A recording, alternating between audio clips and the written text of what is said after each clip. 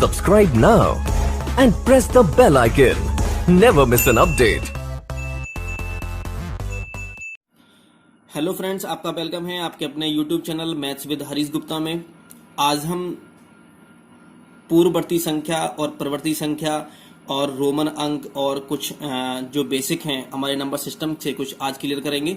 और मेरे कराने का तरीका ये होता है कि सबसे पहले उसका बेसिक कराया जाए, बेसिक के बाद में फिर हम उनके क्वेश्चंस को करेंगे। उसके बाद लास्ट में हम क्या करेंगे कि इनके मिक्स्ड क्वेश्चंस करेंगे बाद में लास्ट में जाकर के। ठीक है, जो क्वेश्चंस आए हुए भी होंगे एग्जाम में और बिना आए हुए भी होंगे, वो दोनों करेंगे क्वेश्चंस को। ओके, तो सबसे पहले हम यहाँ पढ़ते हैं पूर्ववर्ती संख्या क्या होती है। तो इसको इंग्लिश में बोलते हैं प्रीडिसेसर नंबर बोलते हैं। तो 4, अगर हम एग्जाम्पल की बात करें कि 4019 की पूर्ववर्ती संख्या क्या होगी, तो अगर पूर्ववर्ती संख्या अगर हमें फाइंड करनी होती है तो हम क्या करते हैं, उसमें से 1 माइनस कर देते हैं। तो ये -1 करेंगे तो कितना आएगा, ये हमारा 4018 आंसर आ जाएगा। तो पूर्ववर्ती संख्या में क्या करते हैं, माइनस करते हैं।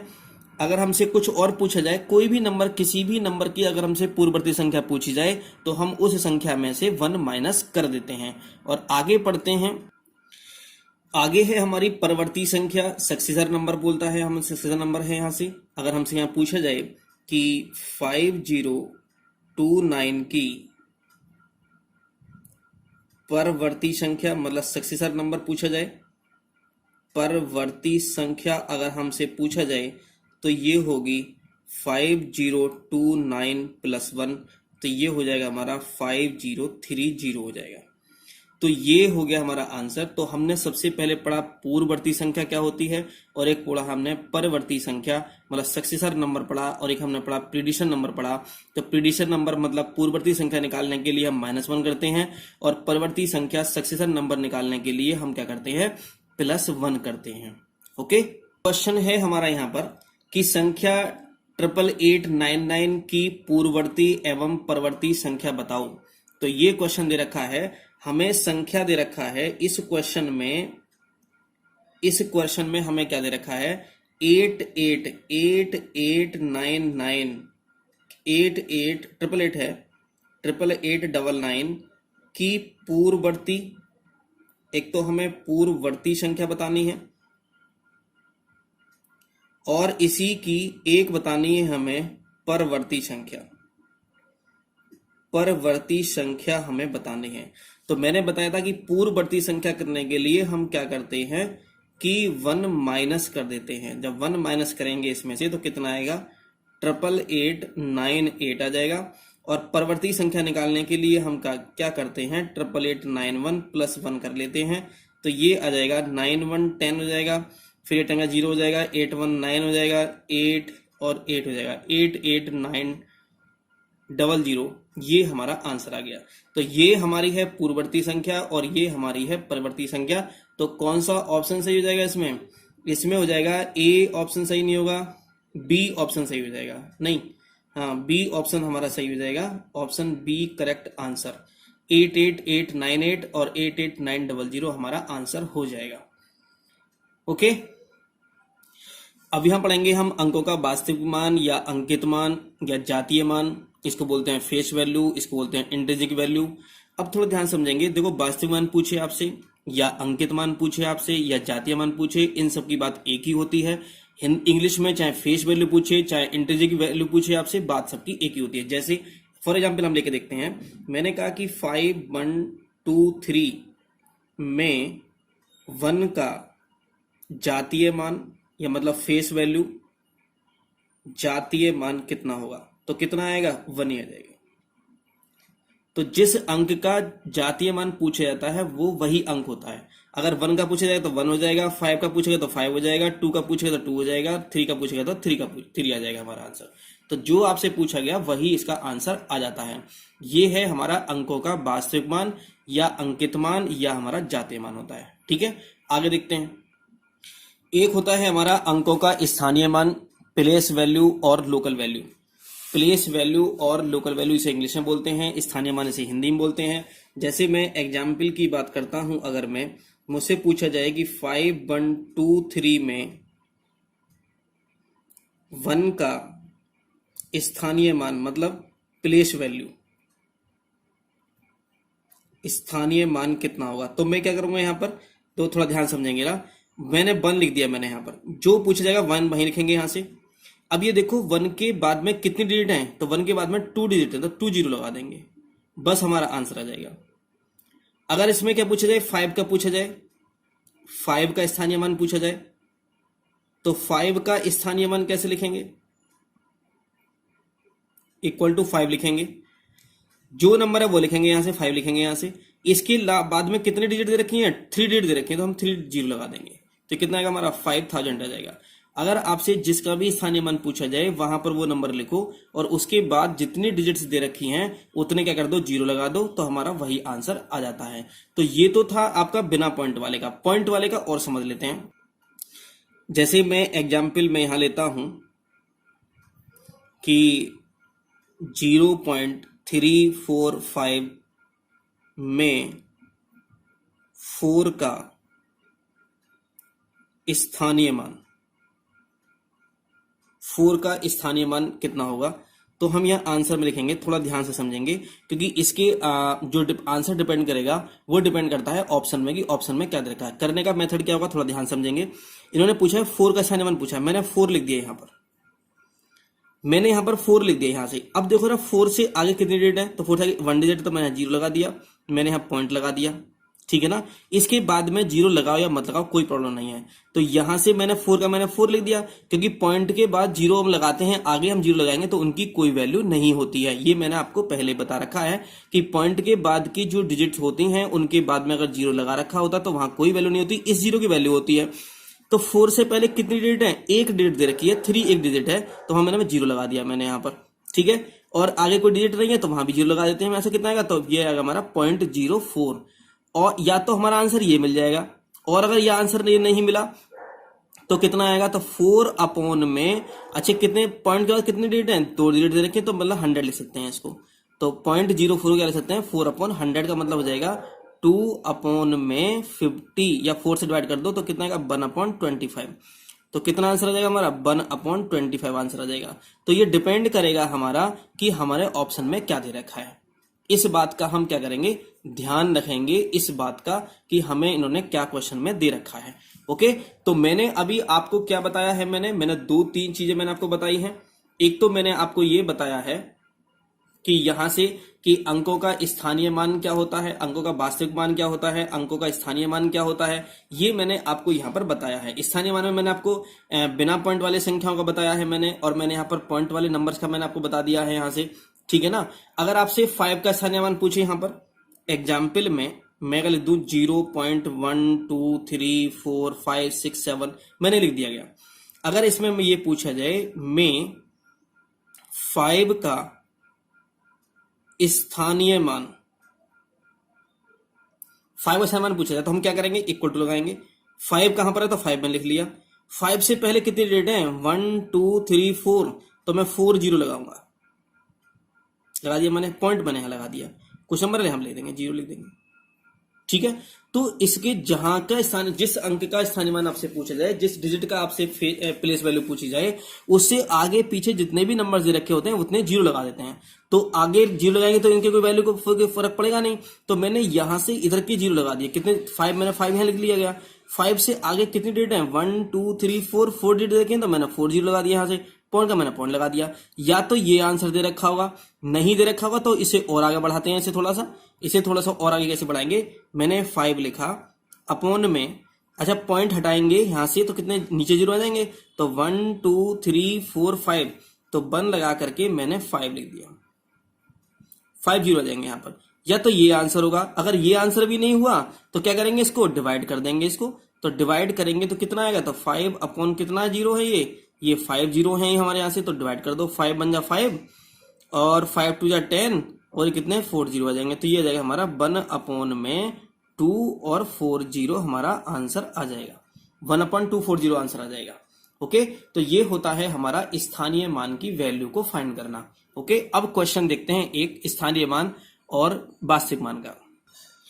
एक क्वेश्चन आपको दे रखा है कि इस संख्या 236134 में 6 के जातीय मान मतलब फेस वैल्यू और स्थानीय मान मतलब प्लेस वैल्यू का अंतर ज्ञात करो, ये पूछा गया है। ऑप्शन ए में रखा है 6004, ऑप्शन बी में दे रखा है -2, ऑप्शन सी में दे रखा है 2 दे रखा है, और ऑप्शन डी में दे रखा है 5994 दे रखा है।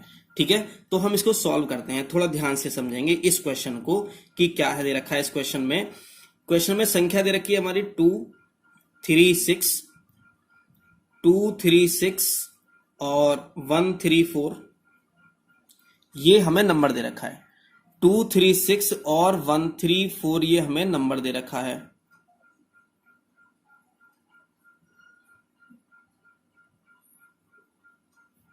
ये हमें नंबर दे रखा है। इसमें क्या पूछा गया है हमसे, इसमें पूछा गया 6 का जातीय मान। पहले तो 6 का जातीय मान लिखा लो, तो 6 की फेस वैल्यू, तो 6 का फेस वैल्यू कितनी होगी, तो जातीय मान तो उतना ही होता है। जातीय मान पूछे, अंकीय मान पूछे, वास्तविक मान पूछे तो कितना 6 ही हो जाएगा। और 6 का स्थानीय मान कितना होगा, 6 का स्थानीय मतलब प्लेस वैल्यू, तो देखो जरा 6 लिखो पहले। हाँ 6 लिख दिया हमने। 6 के आगे कितने डिजिट हैं, 1 2 3, तो 1 2 3 हमने लिख दिया गया। इन्होंने क्या पूछा गया है हमसे, इन्होंने पूछा है हमसे इनका अंतर पूछा गया है। दोनों का क्या पूछा गया है, अंतर पूछा गया है। जब अंतर पूछा गया है, जब कभी भी आपसे अंतर पूछा जाए तो हम क्या करते हैं, बड़ी वैल्यू में से छोटी वैल्यू माइनस करते हैं। तो 6000 में से 6 माइनस करेंगे तो कितना आ जाएगा, तो ये आ जाएगा हमारा 5994 हमारा आंसर आ जाएगा। ठीक है, तो ये मैंने आपको इसका एक एग्जाम्पल मैंने आपको करा दिया, जो ये क्वेश्चन आपको मैंने दे रखा था। ओके, आगे चलते हैं। तो अब हम यहां पढ़ेंगे कि राष्ट्रीय संख्या पद्धति क्या होती है। इसे बोलते हैं हिंदू अरेबिक संख्या पद्धति भी बोलते हैं इसे, और इंग्लिश में बोलते हैं इसे नेशनल नंबर सिस्टम। ठीक है, तो इसे कैसे हम रिप्रेजेंट करते हैं, कहां से स्टार्ट होती है, इसका क्वेश्चन एक पूछा जाता है आपसे। तो हम यहाँ स्टार्ट करते हैं, इसे लेफ्ट से स्टार्ट करते हैं। इकाई बोलते हैं इसे दहाई बोलते हैं, इसे फिर बोलते हैं सैकड़ा बोलते हैं, आप सब जानते ही हैं। इसे 1000 बोलते हैं, और इसे 10,000 बोलते हैं, 10,000 बोलेंगे इसे। और क्या बोलते हैं यहाँ पर, लाख बोलते हैं, और इसे बोलेंगे हम 10 लाख बोलते हैं। लाख 10 लाख आ जाएगा। फिर यहाँ क्या करते हैं, करोड़ बोलते हैं, और फिर यहाँ हम बोलते हैं 10 करोड़। तो ये जो सिस्टम होता है हमारा, ये कहलाता है हमारा राष्ट्रीय संख्या पद्धति या हिंदू अरेबिक संख्या पद्धति, या हमारा नेशनल नंबर सिस्टम कहलाता है। ठीक है ना। तो पहले इकाई, दहाई, सैकड़ा, 1000, 10,000, लाख, 10 लाख, करोड़, 10 करोड़ होता है। ठीक है, अब हम आगे पढ़ते हैं। यह है हमारी अंतर्राष्ट्रीय संख्या पद्धति, इंटरनेशनल नंबर सिस्टम। अभी हमने पढ़ी थी नेशनल नंबर सिस्टम, और यहां पढ़ रहे हैं हम इंटरनेशनल नंबर सिस्टम, अंतरराष्ट्रीय संख्या पद्धति। ये बहुत ही इंपॉर्टेंट है, और हम थोड़ा समझते हैं, थोड़ा ध्यान से जरा यहाँ पर कि इकाई सबसे पहले स्टार्ट करते हैं। यहाँ पर इकाई से स्टार्ट करते हैं, फिर करते हैं हम यहाँ पर दहाई से स्टार्ट करते हैं। इकाई हो गया, दहाई हो गया, फिर लिखते हैं यहाँ पर सैकड़ा, फिर लिखते हैं यहाँ पर 1000। इकाई, दहाई, सैकड़ा, 1000, फिर लिखेंगे यहाँ पर 10,000, फिर लिखेंगे 10,000 के बाद लाख में नहीं आते, वहां पर आते हैं 100,000, 100,000। ये है 10,000, ध्यान से देखेंगे, इकाई, दहाई, सैकड़ा, 1000, 10,000, फिर आएगा हमारे यहाँ पर 100,000 आएगा। 100,000 के बाद आएगा हमारा 1 मिलियन, 1 मिलियन आएगा। 1 मिलियन के बाद आएगा हमारा 10 मिलियन, 1 मिलियन के बाद आएगा हमारा 10 मिलियन आएगा, और 10 मिलियन के बाद आएगा हमारा 100 मिलियन, 100 मिलियन, ये आ गया। थोड़ा ध्यान समझेंगे जरा। इकाई, दहाई, सैकड़ा, 1000, 10,000, 10,000 तक दोनों सेम है। देखो जरा, 10,000 तक दोनों सेम है। ओके, हमें यहां से राष्ट्रीय संख्या पद्धति भी इकाई, दहाई, सैकड़ा, 1000, 10,000, यहाँ पे इंटरनेशनल नंबर सिस्टम भी इकाई, दहाई, सैकड़ा, 1000, 10,000 तक था। 10,000 के बाद में क्या था, यहाँ 100,000 आता है। 100,000 के बाद क्या आता है, 1 मिलियन आता है, 1 मिलियन आता है, 10 मिलियन आता है, 100 मिलियन आता है। ठीक है, यहाँ पर क्या आता है, 10,000 के बाद में लाख आता है, 10 लाख आता है, करोड़ आता है, 10 करोड़ आता है। अगर आपसे पूछा जाए कि 1 लाख में कितने, अंतरराष्ट्रीय में कितना होता है, तो एक, अच्छा आपसे पूछा जाए कि 1 मिलियन बड़ा है या 1 लाख बड़ा है, ऐसे क्वेश्चन पूछे जाते हैं, तो 1 मिलियन किसके बराबर है, 10 लाख के बराबर है। मतलब कहने का ये कि 10 लाख का एक क्या होता है, मिलियन होता है। 10 lakhs इक्वल टू 1 मिलियन होता है। करोड़ का, 1 करोड़ कितने का, तो 10 मिलियन होते हैं 1 करोड़ के बराबर होते हैं, और 100 मिलियन जो होते हैं वो 10 करोड़ के बराबर होते हैं। 100 मिलियन 10 करोड़ के बराबर होते हैं। तो हमसे इसीलिए पूछा जाता है, तो हमें इसे रटने की जरूरत नहीं है। हम इस तरह से इसको देख सकते हैं कि इकाई, दहाई, सैकड़ा, हजार, 10,000, 10,000, 100,000, मिलियन, 10 मिलियन, 100 मिलियन, बिलियन, और आगे 10 बिलियन, 100 बिलियन, इस तरह से ये आगे बढ़ते रहते हैं। बस केवल यहीं तक लर्न कर लो। इसके बाद में हम एक क्या करते हैं, क्वेश्चन देखते हैं इसका। ओके, एक क्वेश्चन इसमें दे रखा है आपका, आपकी स्क्रीन पर एक क्वेश्चन है कि 1 मिलियन में राम ने एक घर 2 मिलियन रुपए में खरीदा। राम ने कितने में खरीदा है, 2 मिलियन रुपए में खरीदा है, जबकि श्याम ने एक घर 2 करोड़ का खरीदा है। राम ने कितना खरीदा है, राम ने जो खरीदा है वो खरीदा है 2 मिलियन रुपए का, 2 मिलियन, और जो श्याम ने खरीदा है वो 2 करोड़ रुपए का खरीदा है, 2 करोड़। आगे पूछा गया है दोनों में से किसने ज्यादा पैसे खर्च किए हैं। दोनों में से किसने ज्यादा पैसे खर्च किए हैं। ऑप्शन ए है राम ने, ऑप्शन बी है श्याम ने, दोनों का खर्च समान है, ऑप्शन सी, ऑप्शन डी है ज्ञात नहीं किया जा सकता। अब ये बताओ थोड़ा ध्यान से कि जो राम ने 2 मिलियन खर्च किए हैं, तो मिलियन बड़ा होता है या करोड़ बड़ा होता है। मिलियन बड़ा होता है, करोड़ बड़ा होता है, थोड़ा ध्यान समझेंगे ना। 2 मिलियन, 2 मिलियन का मतलब ये है, कैसे करेंगे 2 मिलियन को, हम थोड़ा रिप्रेजेंट करते हैं 2 मिलियंस को। कैसे रिप्रेजेंट करेंगे, इकाई, दहाई, सैकड़ा, हजार, 10,000, 100,000, मिलियन। इन्होंने कितना बोला है, इन्होंने बोला 2 मिलियन, तो 2 मिलियन हमने यहीं पे कर दिया। इकाई, दहाई, सैकड़ा, हजार, 10,000, 100,000, मिलियन, तो कितना हो जाएगा हमारा, मिलियन हो गया। तो कितना मिलियन हो गया, 2 मिलियन हो गया।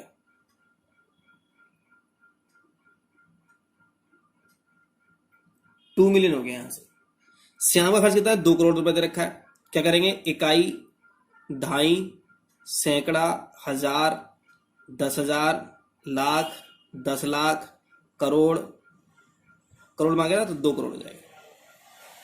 इकाई, दहाई, सैकड़ा, हजार, और फिर लाख आ जाएगा, फिर ये 2 करोड़ आ जाएगा। इकाई, दहाई, सैकड़ा, हजार, 10,000, लाख, 10 लाख, करोड़, तो कितने का, 2 करोड़ का हो गया। अब ये देखो कि ये ग्रेटर है या ये ग्रेटर, तो ये वाला क्या हो जाएगा, ग्रेटर हो जाएगा।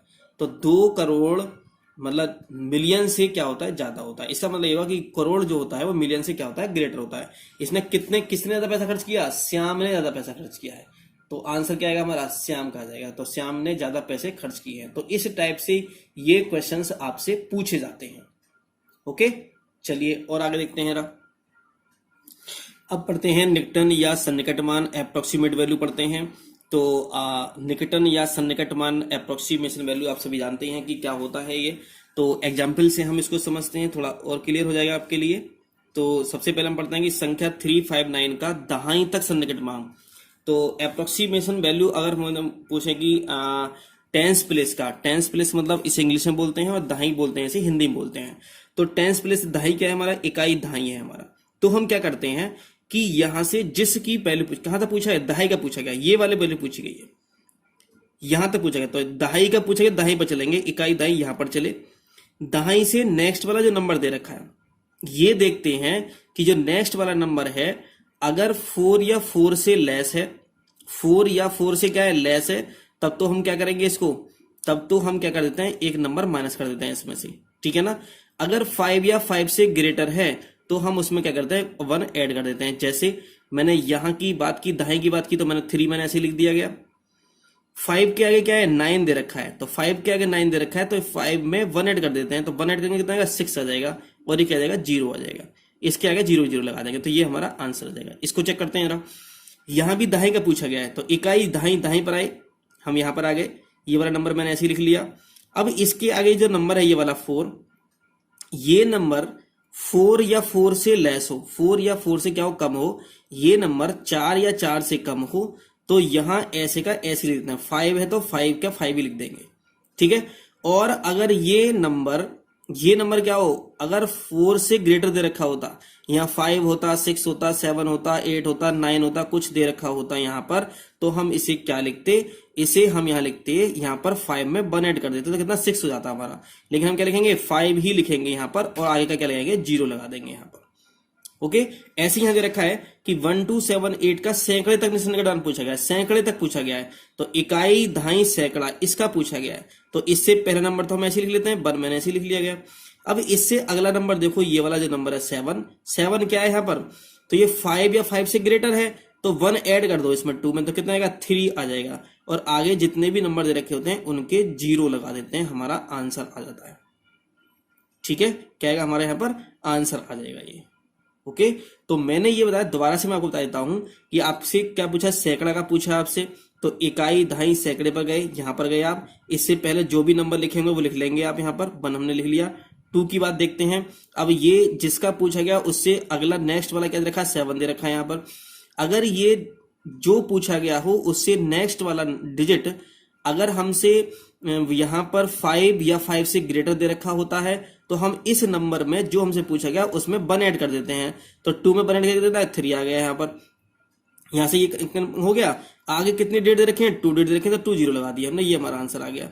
अगर हमसे यहाँ पूछे जाता, लिखा होता कि 1 2, एक एग्जाम्पल और ले लेते हैं कि संख्या 1 2, और मैं लिख दू यहां पर 4 9 का सैकड़े तक सन्निकट अगर मान पूछा जाता क्या होगा, तो हम क्या लिखेंगे यहाँ पर, तो इकाई दहाई सैकड़ा यहां पर आ गया, तो 1 तो मैं ऐसे लिख दूंगा ऐसे, ठीक है, तो 1 मैंने ऐसे लिख दिया गया यहाँ पर। 2 है, ये 2 का क्या दे रखा है, 4 दे रखा है, तो 4 या 4 से कम होगा तो 2 का हम 2 लिख देंगे, और आगे जो नंबर बचे हैं उनकी क्या लगाएंगे, 0 लगा देंगे, तो ये हमारा क्या आएगा, आंसर आ जाएगा।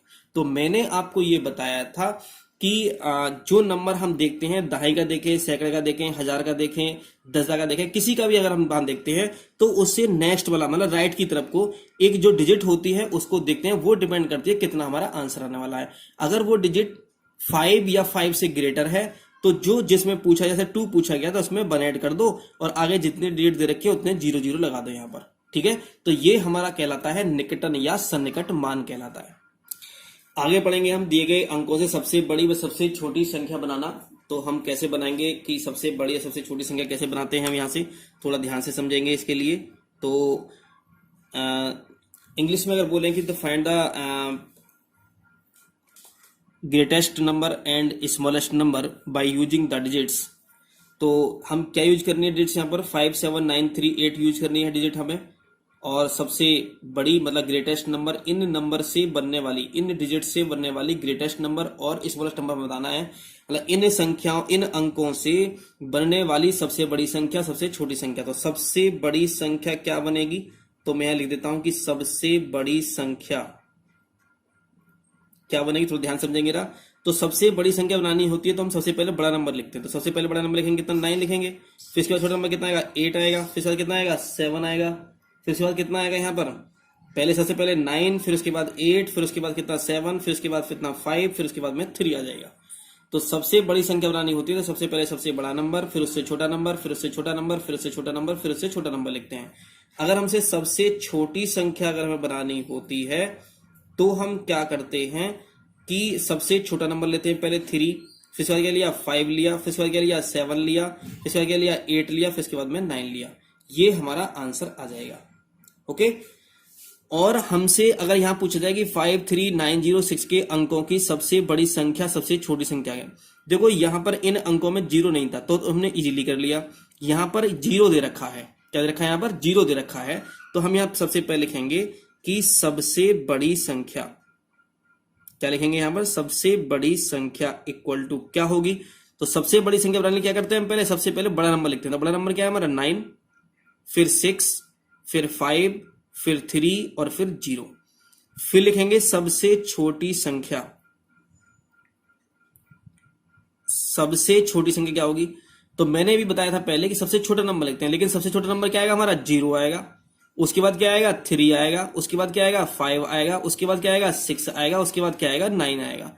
लेकिन ये जो नंबर हो जाएगा ना, ये गलत नंबर हो जाएगा। ओके, क्योंकि 0 आपने पहले लगा दिया, इसकी कोई वैल्यू नहीं होगी। इसलिए कभी अगर 0 दे रखा होता है तो हम क्या करते हैं कि पहले क्या करते हैं 0 से बड़ा नंबर लेते हैं। तो 0 से बड़ा नंबर कितना आएगा 3 आएगा, उसके बाद 0 लेते हैं हम, 3 के जस्ट बाद एक डिजिट के बाद 0 लेते हैं, फिर लिखेंगे 5, फिर लिखेंगे 6 और फिर लिखेंगे हमारा 9। ये हमारा आंसर होगा। ओके, इस बात का ध्यान रखेंगे। अगर इन डिजिट्स में 0 दे रखा होगा तो हम फर्स्ट डिजिट के बाद 0 लगाते हैं। अगर हम शुरू में 0 लगा देंगे तो यहाँ ये जो नंबर बनेगा ये हमारा 4 डिजिट का नंबर बनेगा।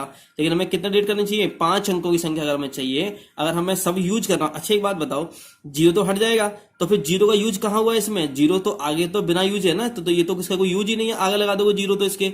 तो कभी भी जब 0 आपके पास हो, डिजिट में 0 दे रखा हो, इन अंकों में 0 दे रखा हो, तो आप सबसे पहले क्या करोगे, आप सबसे पहले सबसे छोटा नंबर 0 को छोड़कर वो लिखोगे, मेरा 0 से बड़ा नंबर लिखोगे, उसके जस्ट बाद एकदम क्या लिखोगे 0 लिखोगे, फिर उससे बड़ा, फिर उससे बड़ा, फिर उससे बड़ा, फिर उससे बड़ा, फिर उससे बड़ा लिखते चले जाएंगे।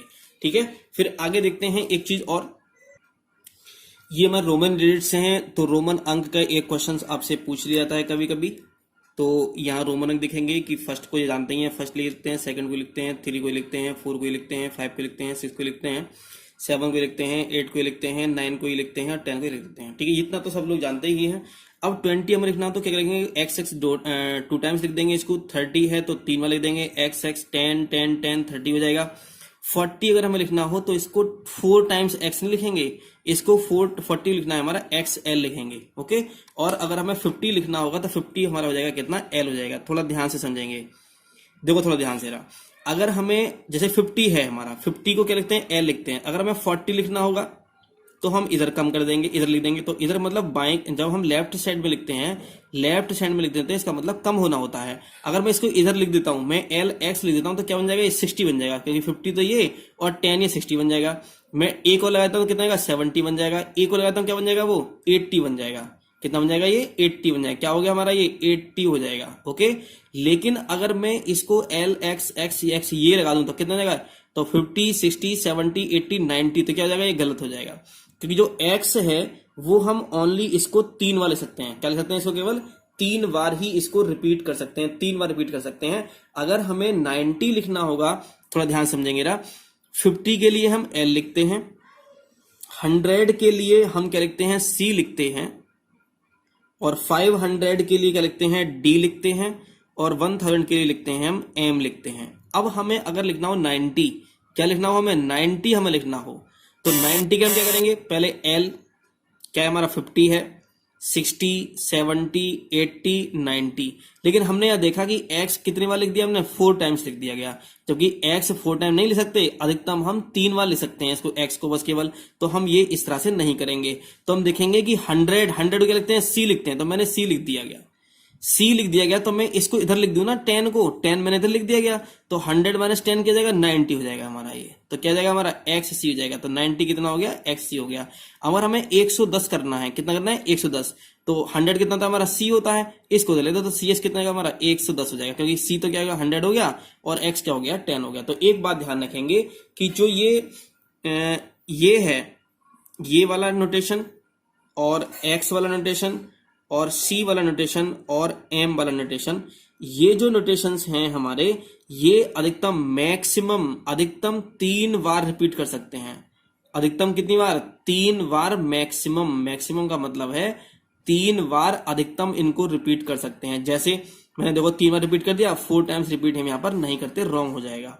ठीक है, तो अब आपसे कभी कोई पूछ लेता है कि 100 को रोमन में क्या लिखते हैं, तो C लिखते हैं। 500 पूछ लेता है, D लिखते हैं। तो आप किसी भी डिजिट को अब रोमन डिजिट में लिख सकते हैं। ओके, चलिए आगे कुछ देखते हैं। तो आज आपको मैंने ये कुछ बेसिक्स इसके बताए हैं और मैंने साथ के साथ एक एक क्वेश्चन भी इनका कराया है मैंने आपको। और जितना भी मैंने बेसिक आपको कराया है ये तो आगे जो नेक्स्ट क्लास होगी उसमें हम इसके क्वेश्चंस करेंगे, जो क्वेश्चंस आए हुए हैं वो भी करेंगे और एक्स्ट्रा क्वेश्चंस भी हम आप पे करेंगे और TET, C TET, UP TET, किसी भी टेट में आए हुए क्वेश्चंस को हम सॉल्व करेंगे। अगर आपको ये वीडियो अच्छी लगी हो, आपके समझ में अगर आया हो, आपको हेल्प मिली हो तो आप इस वीडियो को लाइक करें और हमारे चैनल को सब्सक्राइब करें और अपने फ्रेंड्स को शेयर करें। Thank you for watching.